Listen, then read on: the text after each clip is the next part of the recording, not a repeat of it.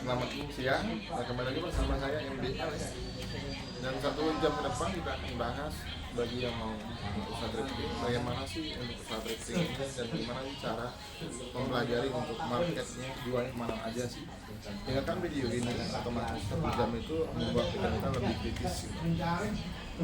Apa itu thrifting? Thrifting itu adalah pakaian bekas yang dikemas dari negara asalnya, Jepang, Korea, dan Cina. Pakaian bekas yang dikemas, ada yang kemasan 100 kilo, 60 kilo, hingga 80 kilo.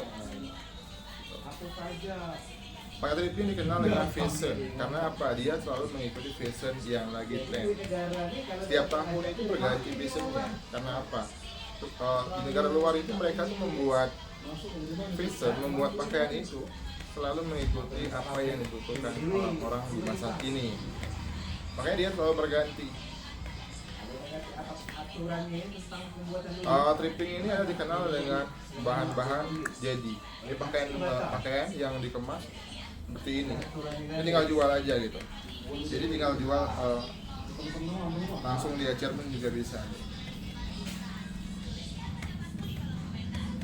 Untuk thrifting sendiri dia tuh ada keunggulan dan kekurangannya sendiri gitu. Karena apa? Keunggulannya mungkin di barang thrifting ini orang bisa dapat barang brand dengan harga yang mungkin masuk, yang bisa jangkau sama orang-orang dari kalangan orang biasa sampai orang yang luar biasa. Karena dengan harganya yang lumayan minim gitu, orang bisa mendapatkan barang brand dengan budget yang terlalu mahal gitu. Itulah thrifting dikenal dengan brand-brandnya gitu, atau fashionnya selalu mengikuti gaya atau model yang lagi tren gitu. Usaha thrifting ini juga udah banyak yang mengikuti usaha ini, dari kalangan mahasiswa, ibu-ibu rumah tangga, bahkan ada sebagian bapak-bapak yang sudah menyantumkan bisnis ini sebagai penghasilan pokok buat mereka. Dan untuk mengenai item thrifting ini itu banyak itemnya, semua item tuh ada, dia ada semua gitu.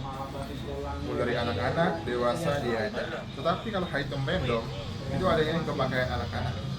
Sementara kalau item dewasa dia lebih ke para item.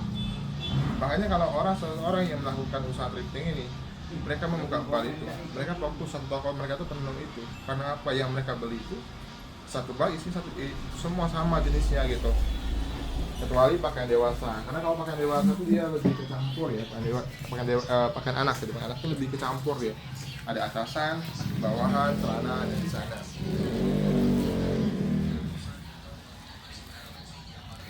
Usaha thrifting ini usaha yang selalu meluas, marketnya selalu meluas. Kenapa? Karena semakin banyak orang yang membutuhkan di pakaian ini, karena mereka tuh bisa mendapatkan tadi barang brand di harga yang memang mereka bisa jangkau gitu. Jadi thrifting ini juga dia itu memiliki variasi untuk mengenai harga gitu. Makanya seorang setelah mereka memotong satu bal, mereka itu akan memisahkan barang tersebut, misalkan barang kualitas A-nya, kualitas B-nya, dan kualitas C-nya gitu. Dan usaha ini juga udah banyak digeluti dari kalangan investor, orang-orang yang mau menambah kakinya untuk di bidang thrifting ini. Mereka bisa mencari orang-orang yang memang mereka bisa percaya untuk melakukan bisnis ini dan membuat mereka tuh dapat keuntungannya. Untuk pembagiannya bisa dengan presentasi mengenai berapa persen keuntungan atau dengan harga yang kita tetapkan notabene-nya gitu. Untuk usaha ini juga alhamdulillah itu makin hari itu makin banyak yang ininya yang menyukai. Karena apa? Setiap orang itu kan membutuhkan fashion, dan di thrifting ini pas banget buat orang-orang yang butuh fashion, karena dia tuh mengikuti fashion yang lagi tren gitu.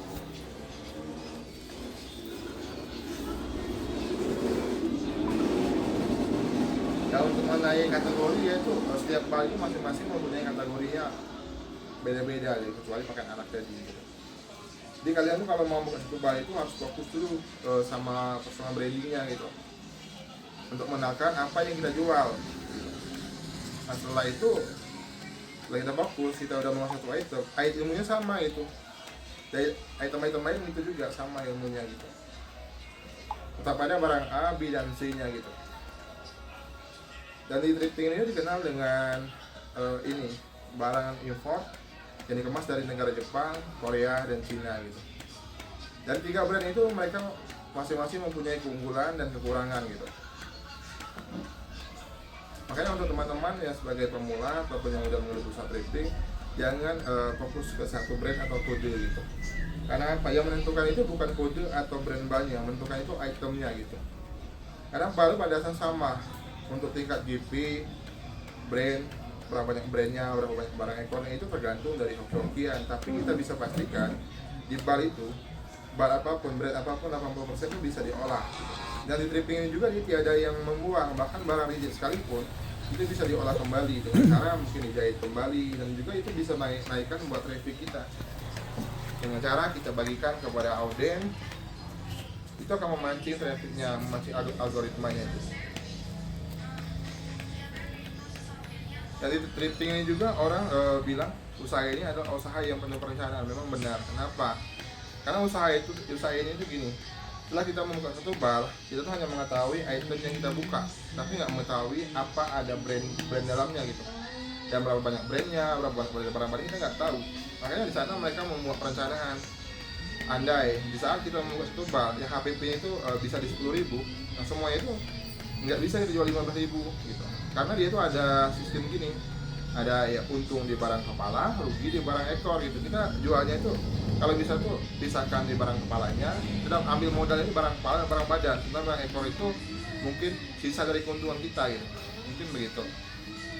Dan itu juga jawaban buat orang-orang yang masih bingung, kenapa sih dengan HPP sekian kok toko sebelah bisa jual dengan sekian murah gitu. Nah itulah alasannya, mereka udah dapat keuntungan dari barang A dan B-nya gitu. Barang C-nya mereka kasih sekalipun itu nggak akan merugikan mereka karena keuntungannya udah ada di A dan B tadi gitu. Dan usaha thrifting ini juga dia itu banyak ini ya kak, banyak hal yang harus kita tahu. Karena apa? Dia tuh mencakup pasar gitu. Karena setiap item itu ada pasarnya, ada target market gitu. Target market dari usia, dari apa yang dibutuhkan daerah sana gitu, atau cuaca gitu. Itu untuk membaca satu pasar gitu. Untuk pemula juga bagus tuh, bagus juga dengan memulai yang HPP-nya itu masih rendah kak. Kenapa? Karena kalau kita HPP yang tinggi, barang keras dulu, takutnya kita nggak mengenai target market, itu akan membuat kita tuh menjadi kewalahan untuk menjual barang tersebut. Tapi kalau HPP rendah, kita bisa jual di sekeliling juga, bisa untuk kita belajar untuk mengenalkan personal kita gitu.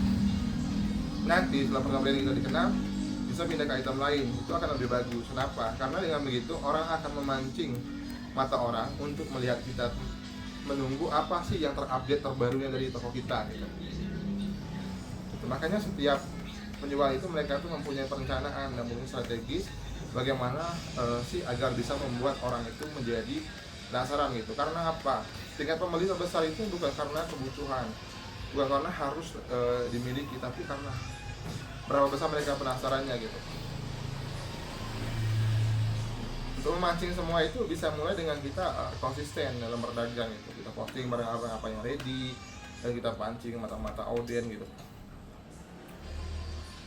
Dan usaha ini juga alhamdulillah, usaha ini tuh gimana ya, usaha ini tuh dibilang udah banyak, udah mungkin udah sebagian, udah banyak provinsi, kota, bahkan pelosok juga yang mulai usaha ini gitu. Bahkan dulu orang yang benar-benar bingung mau mulai usaha dari mana, setelah melihat temannya yang sudah mulai usaha ini, mereka ikut dan mereka sekarang alhamdulillah udah kebantu gitu. Mungkin dalam kebantu dalam kategori ekonomi atau dalam kejenuhan gitu. Karena apa? Bal ini juga bisa menghilangkan kejenuhan loh. Karena gini, saat kita mau ke satu bal, nah itu ada seninya, ada chemistry-nya, ada dapat di sana gitu. Karena kalau kita tuh hanya mengetahui itemnya gitu, itu keseruan di sana. Makanya itu juga bisa memancing rasa penasaran dari pembeli tersebut gitu. Dan usaha ini saya bilang usaha ini minim dari kerugian kak. Yeah. Karena apa? Karena barang ini kan barangnya ya selalu ini terus dicari orang, dan barangnya ini lama-lama akan laku juga. Karena barangnya ini lama pun nggak apa-apa, barangnya nggak membusuk, nggak membasi gitu. Makanya dikenal dengan usaha tripping ini adalah usaha fashion, orang-orang yang membutuhkan fashion gitu. Untuk kategorinya itu banyak banget, kategori anak tebal, anak tipis gitu. Nah kalau anak itu dia campur. Kalau untuk market, bagaimana sih bang yang lebih kencang untuk perbandingan antara anak tebal dan anak tipis? Kalau saya lebih dominan ke anak tipis. Kenapa? Kalau tipis ini dia lebih ke mencakup usia anak-anak yang buat keseharian, buat mereka bermain, buat mereka liburan juga bisa. Sementara kalau anak tebal itu memang ada segmen pasarnya, mungkin di suatu tempat yang musim dingin atau di suatu tempat anak-anak yang untuk malam gitu. Jadi dia itu lebih lambat. Sementara kalau anak tipis ini dia lebih cepat karena dia itu umum gitu. Orang buat malam pun bisa, buat sehari-hari buat main juga bisa gitu. Dan perbedaannya antara isi kan, kalau tebal itu isinya itu lebih ke panjang-panjang. Di sana ada sweater, CN, hoodie dan jogger. Sementara kalau tipis itu lebih dominan ke pakaian santai. Ada kaosnya, celananya juga ada yang pendek, ada juga gaun, dress gitu. Itu lebih ke anak santai gitu. Dan item tebal sendiri dia tuh keunikannya gini. Keunikannya itu walaupun sama brand yang kita ambil, tapi enggak isinya tetap beda gitu. Makanya itu alangkah bagusnya kalau satu toko itu mereka bergerak itu bukan berdasarkan fanatik dengan satu kode atau satu brand gitu, karena setiap bal itu maksudnya beda-beda, dia berganti-ganti kan, nggak selalu barang ini ada, nggak selalu barang ini ready gitu. Tapi kalau untuk itemnya ready terus, makanya kita lebih condongkan ke satu item aja dulu.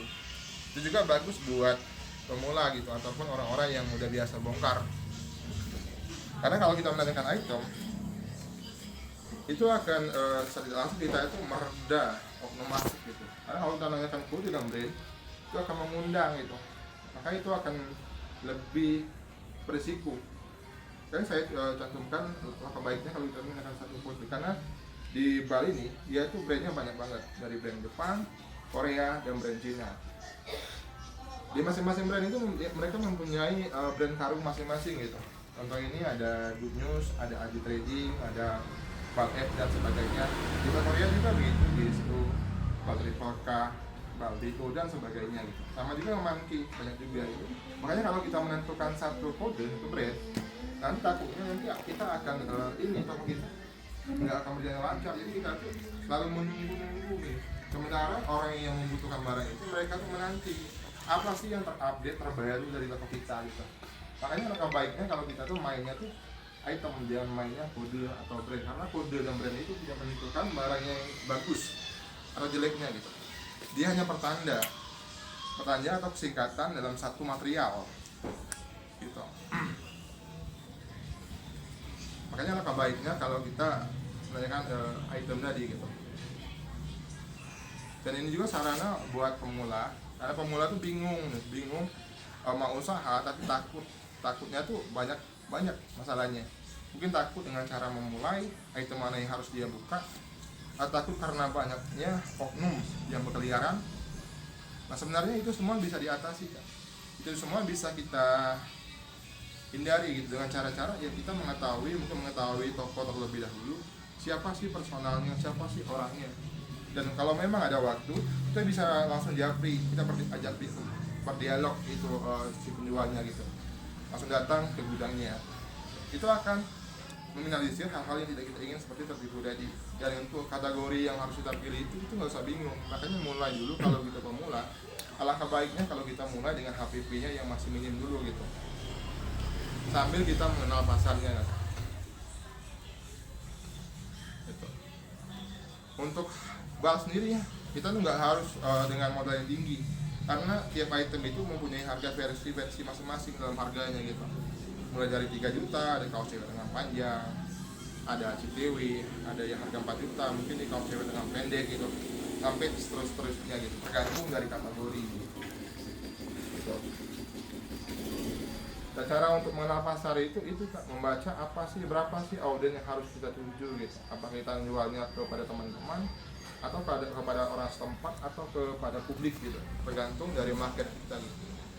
Makanya langkah baiknya kalau biasanya gini tuh, kegagalan dalam memulai berbisnis itu bukan karena produknya jelek, tapi ya tadi karena nggak punya perencanaan.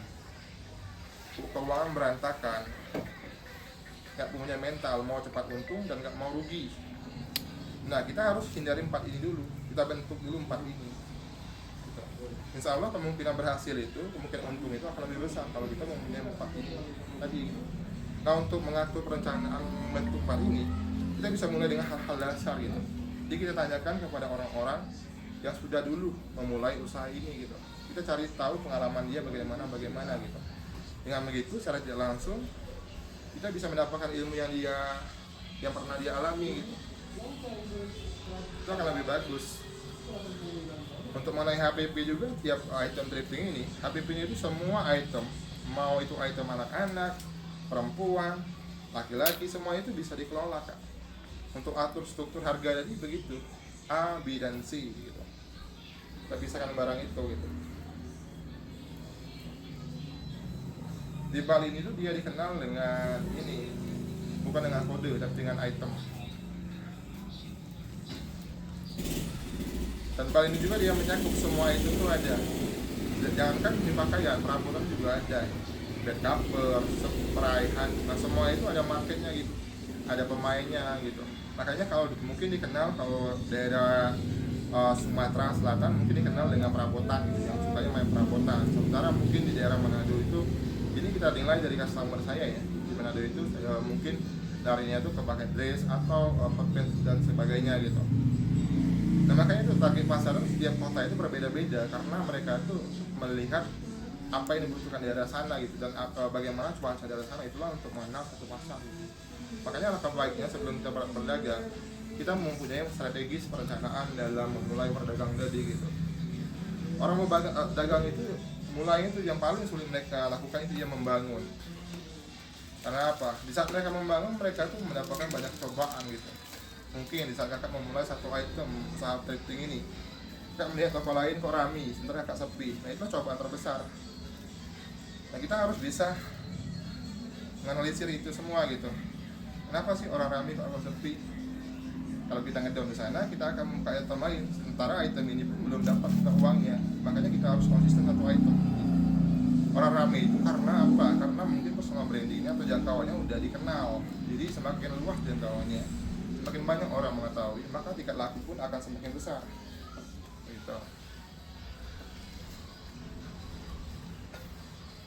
Di thrifting ini juga dia itemnya ya, untuk kuantitinya itu berbeda karena dia itu mempunyai material yang berbeda gitu. Ada jaket di sana, ada pakaian anak tebal, anak tipis, semuanya berbeda. Begitu juga dengan harga dia. Thrifting ini adalah pakaian jadi yang bisa langsung kita jual ke customer gitu. Tapi ada banyak orang mempunyai perencanaan dalam penjualannya gitu. Mungkin sebagian toko itu memisahkan barang A-nya, membuat barang A-nya itu menjadi powerful, mungkin menjadi yang sangat mewah, dianggun dilihat. Mungkin dengan cara mereka disetrika, di laundry atau dikasih plastik dan sebagainya, atau dikasih paku dan sebagainya gitu. Itu trik mereka gitu. Dan barang ini juga bisa kakak dapatkan di mall. Barang di mall juga udah banyak dagang thrifting ini gitu. Nah, soalnya saya udah keluar masuk mall, saya lihat tuh, oh memang ini ada juga tuh di lantai 2, lantai 3 tuh yang buka tokonya, satu toko itu khusus thrifting gitu. Dan harga jualnya juga ini lumayan loh. Makanya kakak-kakak sangat memungkinkan kalau kakak usaha thrifting ini. Mungkin kan kalau kakak untuk live streaming atau buat jual di setempat itu sangat memungkinkan keuntungannya. Karena yang memakai itu bukan dari orang-orang yang terbiasa aja, bahkan orang yang luar biasa pun banyak yang makan thrifting ini gitu.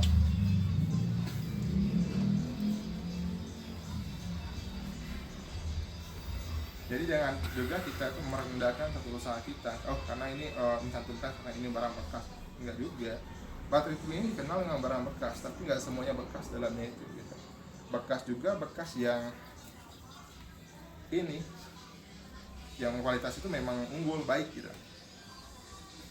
Dan barang ini juga nggak usah takut ya, barang ini mengandung bakteri atau segala macam.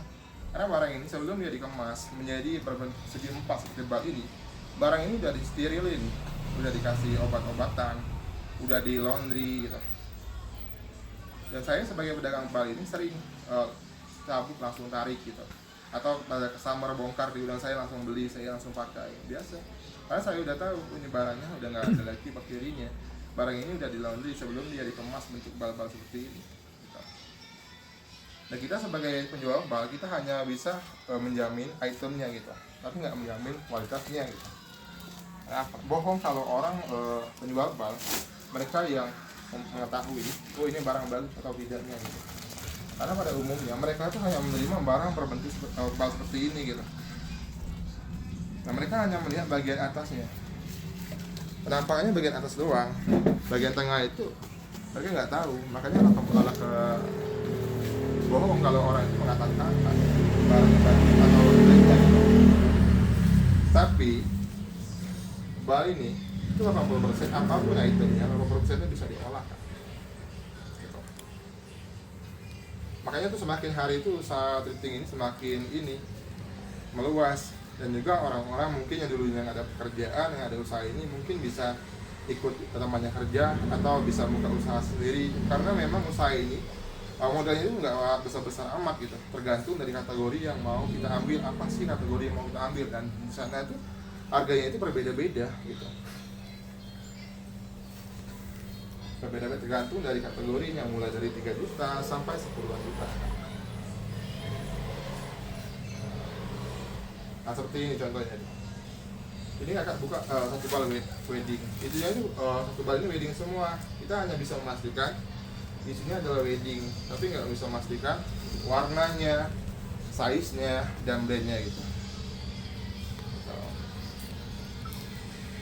Dan rasa penasaran bu besar banget, kuat banget kalau kita buka thrifting ini. Kuatnya di sini.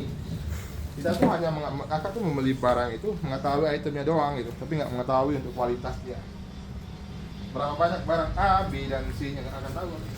Nah di sanalah terbentuk pasarnya, karena semakin orang penasaran, pasarnya itu makin terbentuk. Sama kayak orang membeli sama kakak per pieces gitu. Contoh hari ini saya beli kakak tuh baju yang brand. Mungkin brandnya itu brand metal atau brand musik yang warna hitam. Nanti kakak bongkar lagi bang, ada lagi brand lain. Nah itu akan memancing saya, membuat saya itu ingin memiliki barang yang belum saya miliki gitu. Makanya tingkat penasarannya itu memang dapat kalau di thrifting ini. Chemistry-nya itu ada di sana. Makanya semakin hari itu orang itu berbondong-bondong, iya tadi membeli bahkan thrifting ini gitu, membeli ini usaha thrifting ini gitu.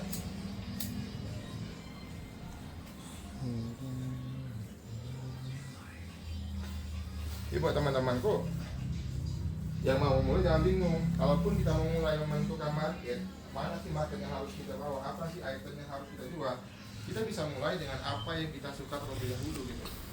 Apa sih yang kita suka pakai, itulah yang kita jual. Kita akan mempunyai materi untuk membahas material tersebut yang kita suka memakainya. Nanti pengelolaannya juga sama gitu. Dia juga ilmu-ilmunya juga sama seperti yang pertama kita bongkar gitu.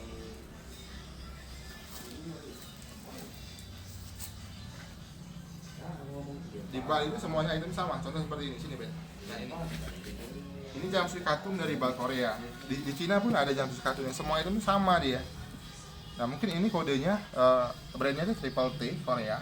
Sementara kodenya di sini 517 ini. Sementara kalau di Cina TG. Makanya jangan menentukan satu kode atau brand itu, karena itu kode itu hanya pertanda dengan item tersebut. Sama dengan bal-bal lain, dia itu beda brand balnya, beda juga dengan kodenya gitu.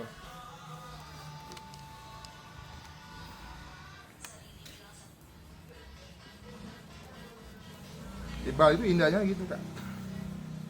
Saya juga sebagai pedagang, saya kan sebelum jual bal ini kan jual eceran juga. Nah saya mendapatkan itu, mendapat 5 itu. Selain dari keuangan, saya mendapatkan juga rasa penasaran itu.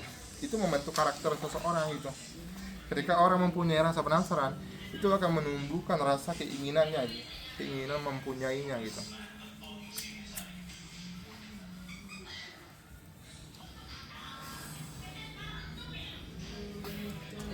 Kalau kita belanja itu bukan soal jauh atau dekatnya, tapi dengan siapa kita belanjanya gitu. Dengan siapa sih penjualnya gitu. Bukan berdasarkan oh ini jarak dekat, ini memungkinkan kita tidak tertipu, bukan begitu juga. Karena pihak oknum itu bisa berada di dekat kita atau di jauh dari kita. Oknum itu datangnya setelah ada peluang mereka untuk masuk gitu. Makanya kita jangan mengundang peluang itu. Kenapa sih Bang di Bandung itu banyak banget orang yang tertipu gitu? Karena apa? Di Bandung ini itu oknum itu hanya segelintir, yang menipu itu aja. Sementara toko-toko yang lain itu banyak yang amanah. Kenapa sih bisa tertipu? Nah itu kan harus kita bahas. Tertipu itu karena mungkin tidak telitian tadi. Kita mau cepat-cepat mendapatkan barang yang bagus dengan harga yang murah gitu. Kita nggak mengenal orang tersebut. Kita hanya mengetahui dia sebagai pedagang, tapi nggak mengetahui di mana tempat dia berdagang. Itu akan membuat mereka itu, di saat mereka tuh kepepet, mungkin ada timbul ingin menipu tadi gitu. Makanya kita harus alangkah baiknya kalau kita tuh mengenal personalnya gitu.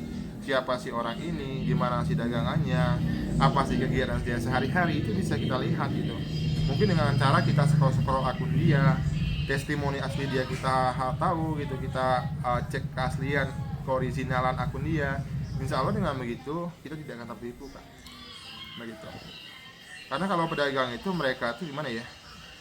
Pikiran mereka tuh gimana sih biar hari ini tuh untungnya itu lakunya itu lebih besar dari hari sebelumnya. Makanya mereka tuh berupaya bagaimana biar ada rasa kejujuran di dalam satu toko dia tuh. Mereka harus dikenal dengan kejujurannya biar market mereka tuh makin hari tuh makin meluas.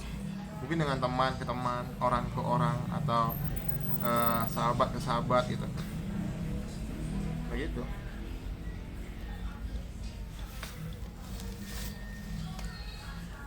Dan kalau kita hitung-hitung untuk perhitungan gedean jual bal atau eceran itu mungkin kalau orang jual eceran itu bisa dapat 2 dalam muka 1 bal gitu. Tapi kalau kita jual bal itu dikit, tapi ada 3 sendiri. Mungkin kita sama aja, tapi kita tuh dikali kuantiti gitu.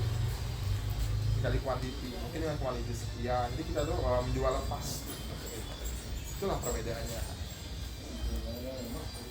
Nah, setiap item itu ada segmen pasarnya, segmen pasarnya. Kita bentuk aja, toko kita ini lari ke mana. Contoh dress cartoon dan dress import. Dress cartoon ini dia marketnya ini lebih ke ini, condong ke ini ya, ibu-ibu mungkin yang kategori notabene usianya di 35 sampai 40. Sementara kalau dress chiffon itu lebih ke orang-orang mungkin buat anak-anak remaja yang usianya itu mungkin di 25 sampai 35 gitu. Karena apa? Dominannya yang sering bergabung party atau tempat hidangan selama perkumpulan itu anak-anak remaja gitu. Makanya lebih dominan dipakai anak remaja gitu. Makanya semua item itu yaitu ada mencakup usia, ada target harus ditempuh gitu. Yang lebih dominan memakainya siapa? Berapa usia yang lebih dominan memakainya itu yang harus kita tahu gitu. Dan kerjanya gitu sama, item-item lain juga begitu ada. Gitu. Brand bal banyak banget. Contohnya ini brand bal dari bal burung, sama-sama Cina. Ini juga dari bal aji, sama-sama Cina. Yang menentukan itu bukan brand bal atau kodenya, tapi menentukan itu itemnya.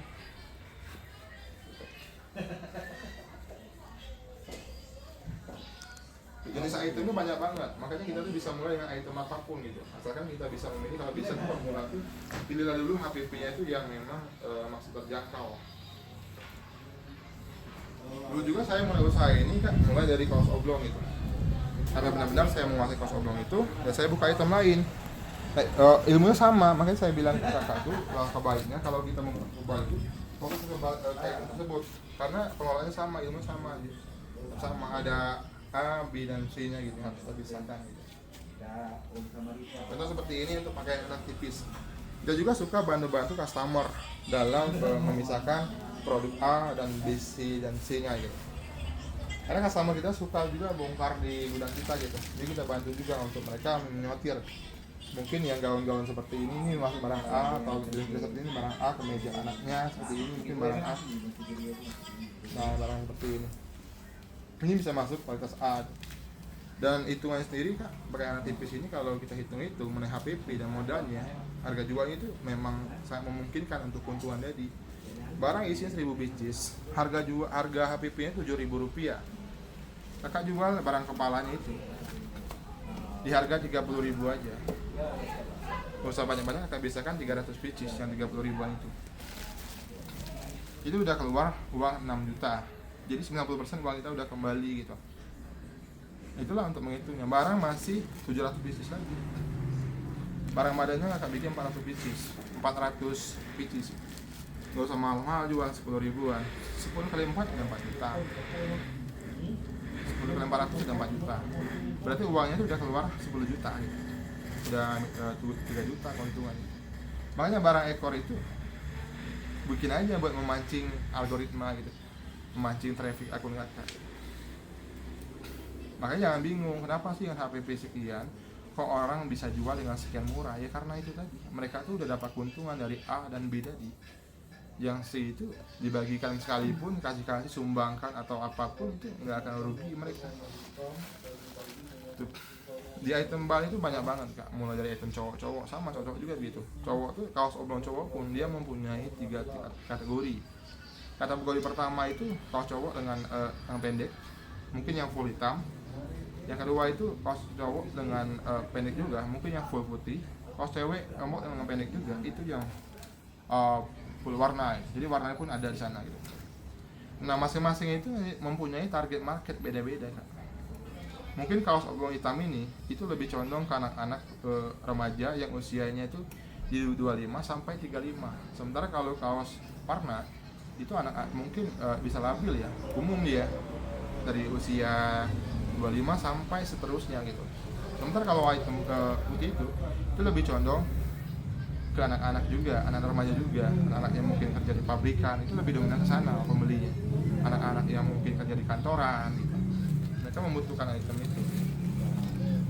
Makanya tuh membaca pasar itu bisa dengan mulai apa yang dilakukan kegiatan per hari dalam daerah kita tersebut gitu.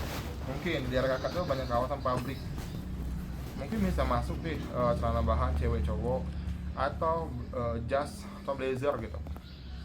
Itu akan lebih masuk ke sana gitu.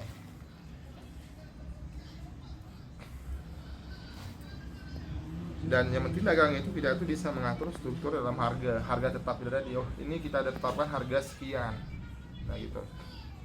Semaksimal mungkin kita jual sekian, kalau bisa lebih gitu, agar kita tuh bisa tahu oh ini keuntungannya, ini modalnya kita gitu. Dan bal juga kalau kita main bal ini kak tuh jangan fokus keuntungan dulu, fokus ke barang dulu gitu. Semakin banyak barang kakak di toko kakak, itu tingkat keuntungan itu akan semakin besar kak. Gitu. Jadi melihatnya dengan itu gitu. Terus orang pedagang itu bukan mengumpulkan uang, bukan mengumpulkan aset yang mereka punya, tapi mengumpulkan bagaimana sih biar usaha mereka ini berkembang gitu. Bagaimana sih biar usaha mereka tuh ada gitu.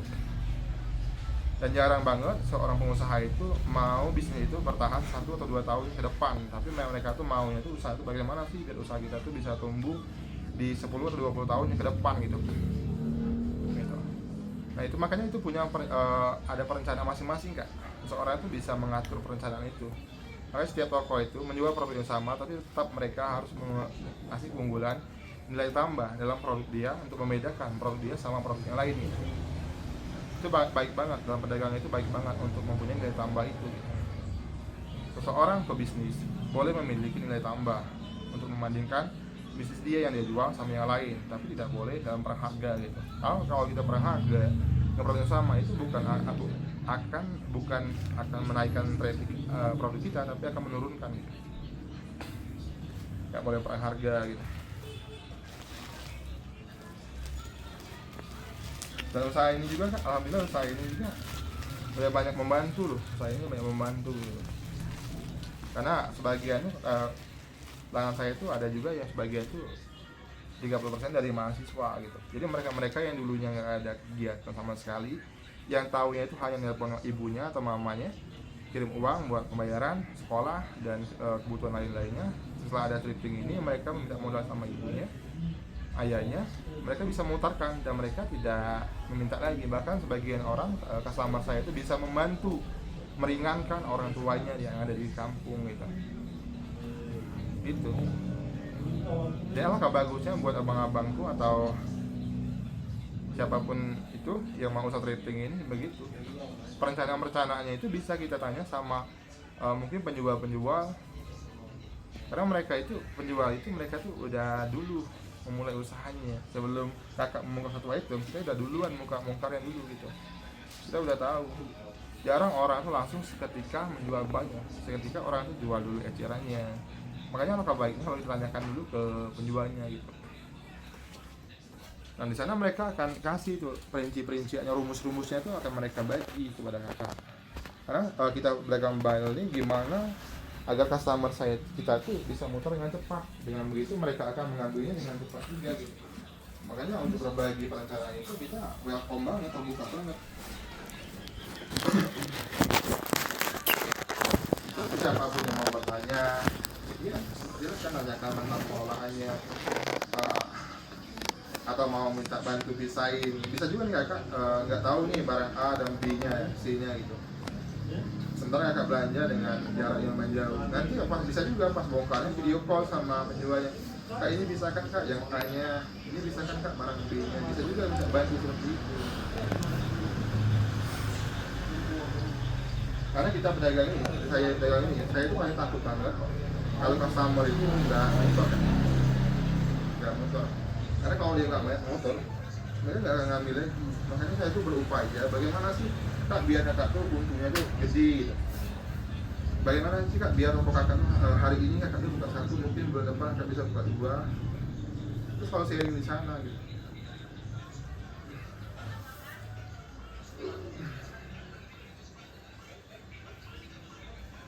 Nah, itu bisa ditanyakan sama owner yang kakak beli tadi. Mereka akan menjelaskan gitu.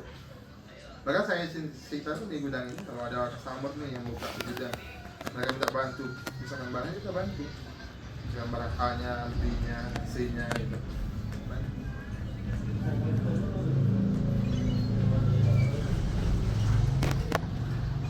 Yang pastinya di bidang usaha apapun juga kita tuh harus komitmen kan, dalam waktu usahanya, waktu kerjanya, waktu kita harus memposting, waktu kita harus berdiskusi sama customer, itu kita harus komitmen gitu.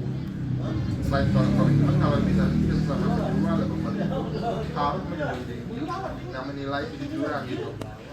Kita harus jujur, ya toko kita itu dikenal, semakin hari semakin dikenal, dan kawan kita semakin luas. Dan juga ya, kita sebagai manajer kalau mau rame jual yang harganya itu harga masuk akal, jangan harganya masuk akal. Mungkin barang yang terlalu mahal lah jual, jangan gitu juga. Nanti orang tuh setelah orang menerima barang itu mungkin orang tuh mau karena dengan iklannya kita.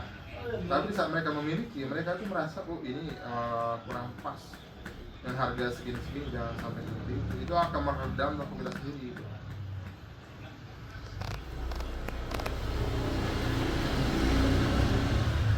Makanya butuh banget kita membangun personal branding kak. Untuk mengenalkan siapa kita dan apa produk kita gitu. Itu cara kerja personal branding itu.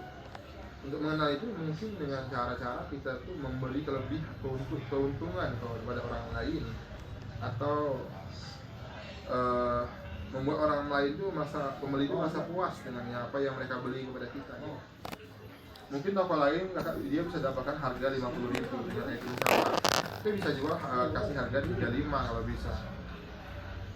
Karena mereka tuh akan membedakan, toko ini kayaknya akan lebih banyak nih keuntungan dari toko kita gitu, dari toko yang kita beli sebelumnya gitu.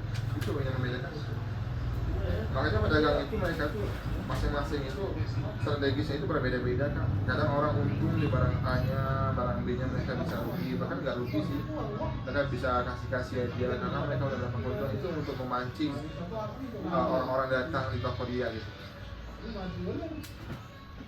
Bisa juga bisa kakak bantu gitu dengan cara-cara yang sepele gitu.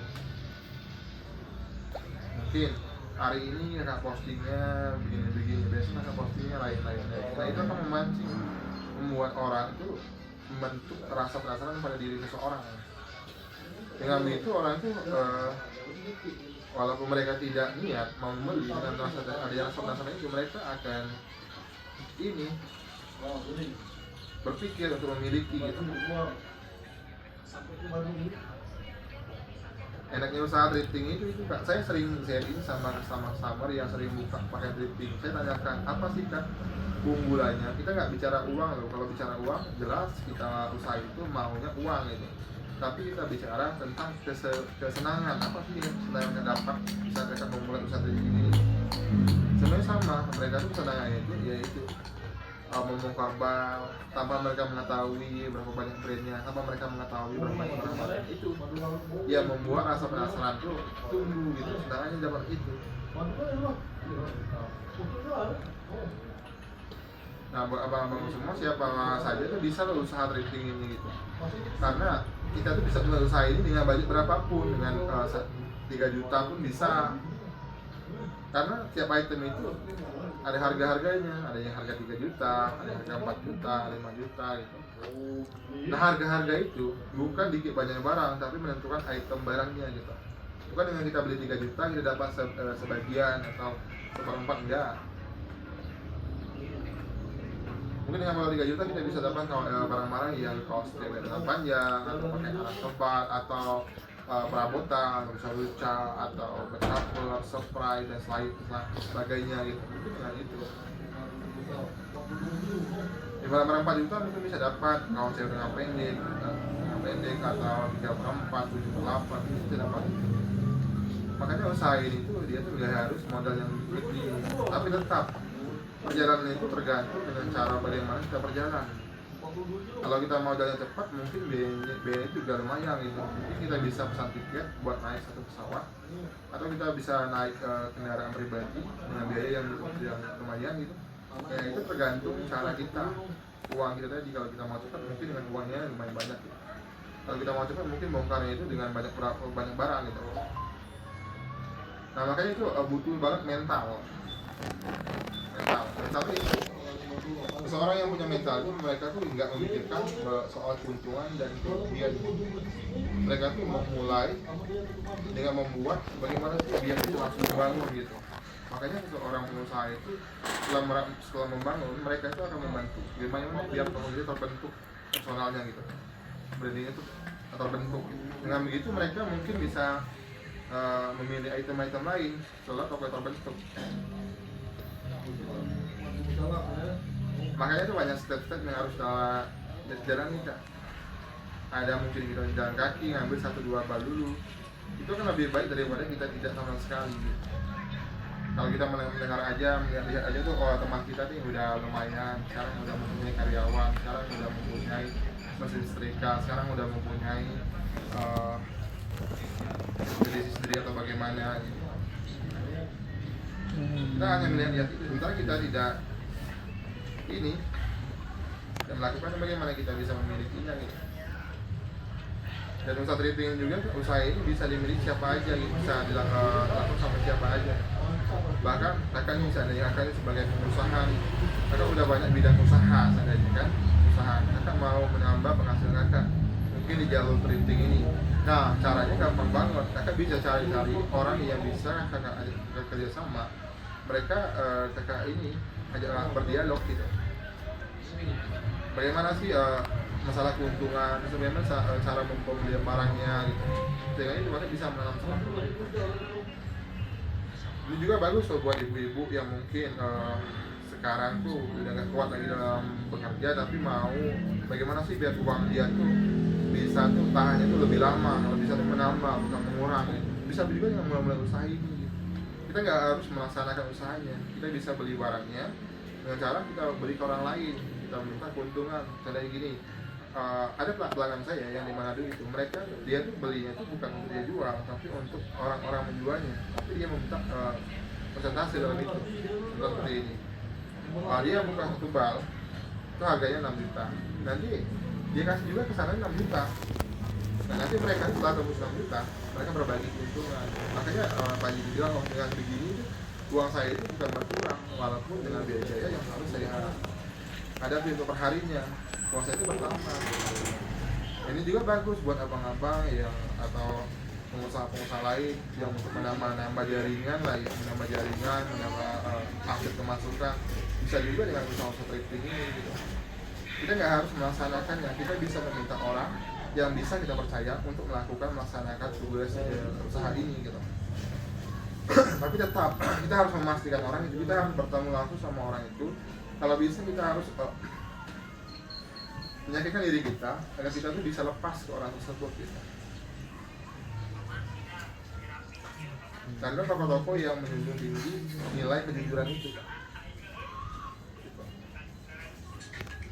Karena apa? Tokoh-tokoh yang jujur itu mereka tuh modalnya bukan karena berapa banyak uangnya, tapi berapa tingkat kejujurannya.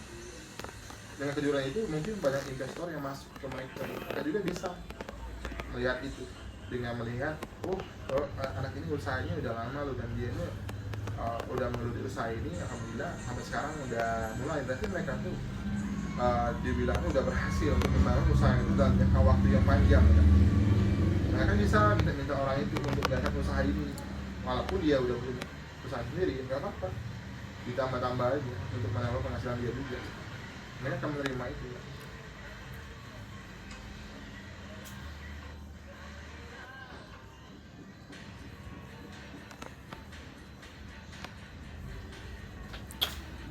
Dengan ini pakaian yang dikemas dari negara asalnya. Jadi impor ya, impor itu selalu mengikuti ini, mengikuti brand yang lagi trending. Apa sih yang lagi musim tahun ini, tahun 2025 ini, apa sih yang lagi tren di tahun 2026 ini, dia berganti-ganti mengikuti apa yang lagi dibutuhkan orang. Begitu. Saya itu udah mulai usaha, dari usaha makanan, bahkan ikut jual beli properti, dan kendaraan juga ada sering. Nah, tapi saya itu kalau untuk keuangan sama ya, sama-sama dapat keuangan, tapi saya itu memilih usaha trading karena tuh ada tingkat keseruan lagi, seperti yang kakak jelaskan, yang sama saya jelaskan tadi. Kita tanyakan sama mereka, apa sih kak selain keuangan? Kita nggak bicara uang, karena tiap bisnis itu akan menghasilkan uang. Tapi kita bicara tentang keseruan kita. Kalau di sini emang dapat bang keseruannya, dia bilang gitu.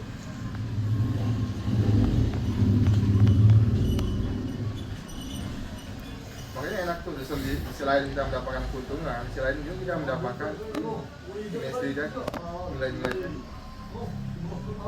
Gitu. Nah, usaha ini juga marketnya full. Akan mau masuk kemana nih? Anak-anak ada bukan anak-anaknya. Ke dewasa, item cewek ada item ceweknya. Ini khusus item ceweknya terus ke laki-laki ada, kantoran, buat santai ada semua, mencakup ada. Tinggal lagi kita ini mau jual kemana gitu, karena market ini item itu komplit untuk market kemana pun ada gitu. Jenis pakaian tidaknya di situ kak. Saya juga gitu dulu waktu saya bongkar bal, saya tuh selain saya tuh ini mau keuntungan, saya tuh mau membongkarnya karena rasa penasaran. Bongkar lagi besok biar saya itu mendapatkan nilai lagi. Bongkar lagi besok biar saya itu ada tingkat penasaran lagi. Itu aja.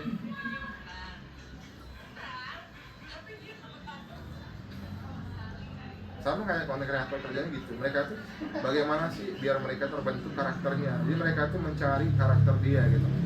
Nah mereka tuh akan mendalami karakter tersebut, sama kayak trading ini. Itu juga kerjanya, mencari satu item dan mencari item tersebut gitu. Begitu yang dilakukan.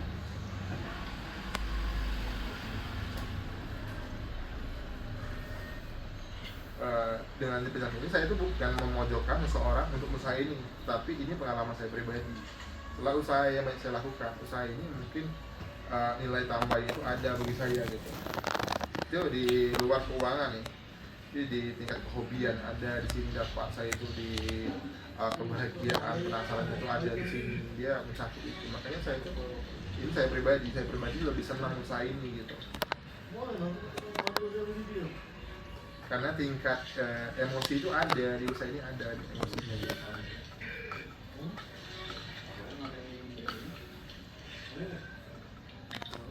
Coba tanya sama teman-teman mereka yang udah sukses, tanya sama mereka gini, siapapun nama mereka sebut aja, tidak sama mereka, bagaimana sih, apa sih yang Anda dapatkan selain uang nih yang Anda dapatkan dalam usaha trading ini? Mereka akan bilangnya sama, karena itulah yang memancing kita gitu. Makanya kita tuh sangat merasa ini gimana ya, bunda kalau memang seperti ini harus dihalangi gitu. Karena apa? Ya mungkin kita tuh sebagian orang itu yang berusaha seperti ini, mereka tuh udah bisa membiayai anaknya dari kebutuhan rumah tangga, bahkan sampai membayar pajak segala macam. Ini nggak usah ini, kalau orang-orang yang tidak usaha ini gitu. Makanya kita kalau udah usaha ini tuh, kalau memang harus dihentikan dalam sepihak itu, merasa gimana ya? Lo merasa ini nggak adil atau bagaimana? Itu juga mungkin dirasakan sama bisnis-bisnis yang lain. Ketika kita udah mengeluh usaha tersebut, ketika juga kita harus menghentikan tanpa diri kita sendiri itu menolak gitu. Itu akan menolak. Sahabatnya kita menolak.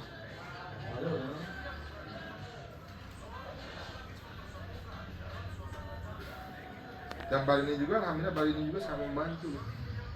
Karena tuh customer saya itu 80% notabene itu dari orang-orang yang dulunya nggak ada kerjaan, yang dulunya itu mungkin bingung maunya usaha-usaha apa, yang dulunya bingung mau kerja apa, yang udah usaha trading ini mereka tuh mulai membentuk bisa hidup lah. Kita tuh usaha bukan buat gaya hidup, tapi buat kebutuhan hidup gitu.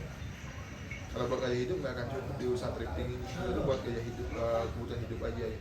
Biar hari per hari, biar ada ongkos buat anak kita sekolah, biar ada dapur kita mengasap mungkin apinya itu gitu. Itu buat hidup, bukan buat gaya hidup. Beda dengan pengusaha-pengusaha lain gitu. Mungkin mereka tuh lebih condong ke gaya hidup. Tapi kalau untuk trading ini, saya udah berapa tahun untuk trading ini, kebutuhan kita tuh itu, kebutuhan tuh hanya untuk kebutuhan hidup, bukan untuk apa yang dibutuhkan dalam hidup gitu.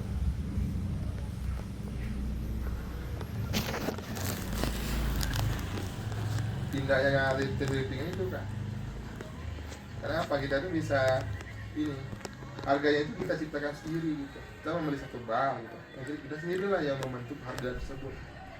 Nah, ini jual segini gini, ini terus segini. Tentunya kita jual juga dengan harga yang masuk akal gitu, agar benar-benar toko kita tuh dikenal. Oh, ini toko sebelah ini harga jual segini-segini loh. Oh, toko sebelah ini jualnya segini-segini. Nah, itu untuk membedakan antara toko kita sama toko yang lain. Jadi juga bagus. Gitu. Dan satu rating ini juga mereka tuh dengan sendirinya itu bisa tumbuh perencanaan ide-ide baru dulu dengan mempunyai mental itu. Makanya usaha apapun itu sangat membutuhkan itu mental gitu. Setelah kita mempunyai mental, kita akan memikirkan untung dan ruginya, maka ide-ide pun yang nggak kita dapat pun itu akan tumbuh dengan sendirinya.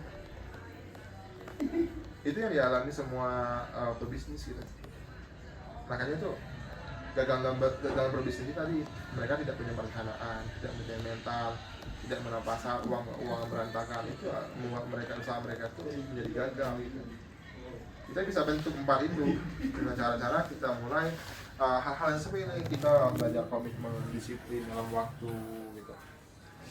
Yang lain dari itu, kita harus jaga attitude ya, jaga adab gitu. Karena moral tertinggi itu adab gitu. Kita harus mempunyai adab dalam kehidupan ini, dan apapun dalam bisnis juga begitu, dalam menghadap orang-orang, dalam menghadap customer.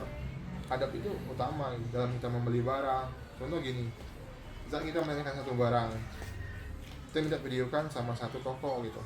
Kalau toko itu menvideokan barang, terus kita hilang dengan sendirinya, itu namanya adabnya kurang. Tapi kalau kita tolak dengan cara yang lebih simpel, mungkin Kak mohon maaf karena aku belum saat ini aku menyukai barangnya, jadi aku ke next dulu Kak, mungkin next ke depannya, itu kan lebih enak di hati orangnya. Tapi seketika kita minta videokan, tiba-tiba kita hilang, itu membuat orang itu merasa jengkel, itu nggak baik. Makanya adab tuh butuh banget, adab tuh. Itu adab tuh, ilmu tertinggi itu adab gitu, moral tertinggi itu adab.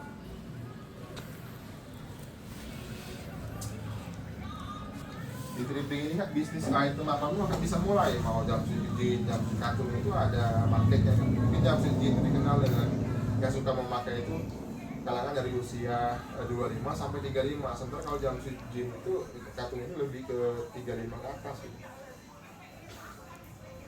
Makanya dia tuh memang semua item tuh mau lari kemana nih, marketnya kemana nih, ada semua.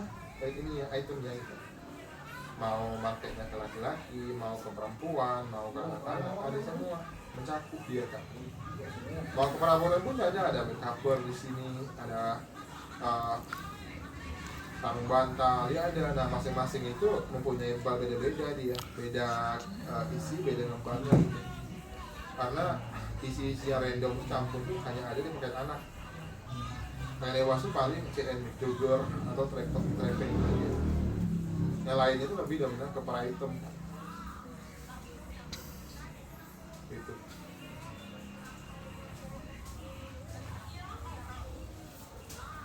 Kalau bagi saya, pengalaman saya pribadi, saya mendapati ini lebih di satu ini, lebih dalam kategori bukan lebih keuangan, tapi lebih dari ini pengalaman saya pribadi gitu.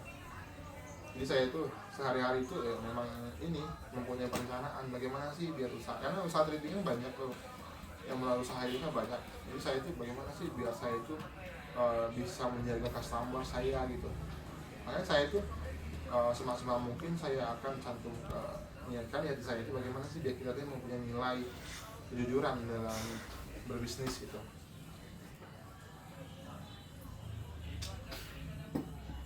Biar toko kita tuh dikenal dengan toko yang jujur gitu kan.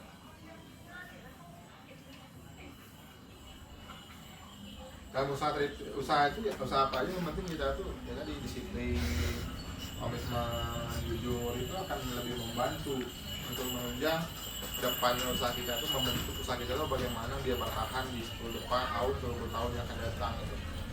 Karena pada umumnya setiap pengusaha setelah mereka terjun dalam usaha itu, mereka tuh mau usahanya itu bagaimana kalau usahanya itu bisa panjang, bisa memiliki jangka yang lebih panjang gitu.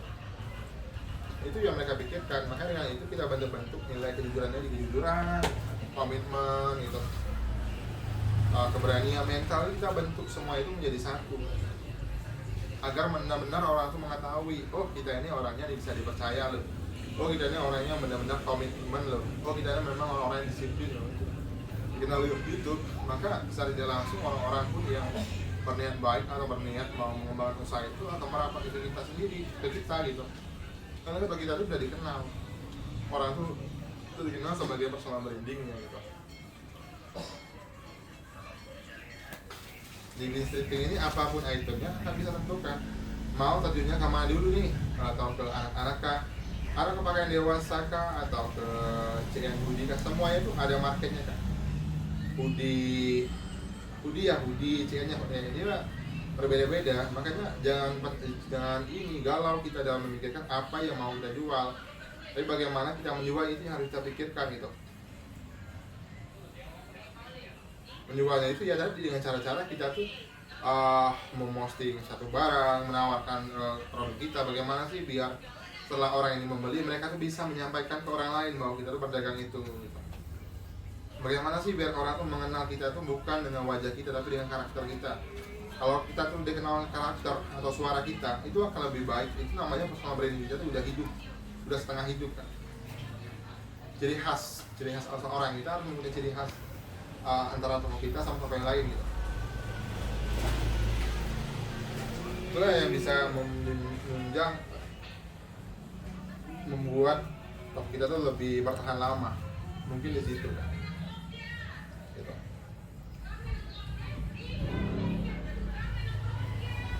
Dan banyak tuh orang pada umumnya orang-orang yang udah biasa pun bongkar balik itu mereka tuh pada bingung saat mereka memulai gitu. Tapi setelah mereka memulai, oh benar nih kata abangnya, begini-begini cara pengelolaannya, oh begini-begini loh biar untungnya. Nah mereka tuh bisa menjawab, oh bang, kemarin bang yang abang bilang tuh benar banget bang. Karena setelah saya memulai, saya tuh merasakan gini bang yang abang pernah katakan. Nah itu, kalau kita cuma dengar-dengar aja, yang kita cuma hanya melihat orang-orang aja, ya kita nggak akan tahu gitu. Kita harus memulai walau kita tidak melakukannya gitu.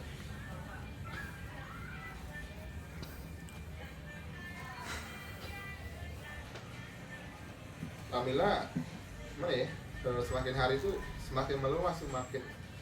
Tuh hari ini toko ini tuh dikenal, fashion ini yang lagi rame. Jadi Lifting ini juga ya itu Kak mengikuti yang lagi tren gitu. Karena di tiap tahun itu berganti-ganti musimnya, gitu. Ada musim-musimnya gitu. Di tahun ini mungkin musim Jamsui, tahun kemarin mungkin musimnya itu blues cartoon, tahun kemarinnya mungkin musimnya itu dress cartoon gitu. Dia berganti-ganti setahun tiap tahun, tiap per bulan lah, itu per bulan itu berganti-ganti terus yang lagi musim itu. Pokoknya buat abang-abang kakakku kalau mau usaha tuh ya jelas kita tuh harus mempunyai 4 dasar itu, mempunyai mengenal pasar, mempunyai perencanaan strategis pemasaran, yang ketiga itu mempunyai mental, yang keempat itu jangan takut rugi. Karena kalau kita nggak takut rugi, kemungkinan untungnya akan lebih besar. Saya Muhammad Lakan dan saya akan akhiri dengan dan saya lanjutkan dengan video-video yang berikutnya. Saya Muhammad Lakan dan terima kasih.